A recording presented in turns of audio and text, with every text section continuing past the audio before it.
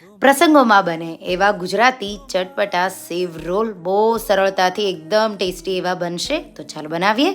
ગાજર વટાણા અધકચરા આ રીતે વાટી અને થોડા અમથા તેલમાં આપણે એને એકદમ સારી રીતે સાતળી ગેસની આંચ બંધ કરી ઠંડા થવા દઈશું.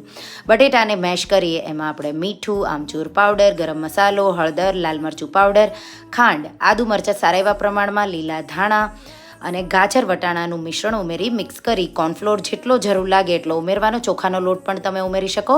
પછી આ રીતે એને રોલ જેવો શેપ આપીશું. વર્મિસેલી જે સેવઈ કે પછી આ રીતે આપણે બિરદની જે સેવ ઝીણી આવે એ લેવાની છે, એને ચૂરો કરી લઈશું. કોર્નફ્લોરની સ્લરી બનાવી આ રીતે બેમાં કોટ કરી અને ગરમ તેલમાં મીડિયમ ફ્લેમ પર ક્રિસ્પી અને ગોલ્ડન બહારથી થાય એ રીતે આપણે એને તળી લઈશું.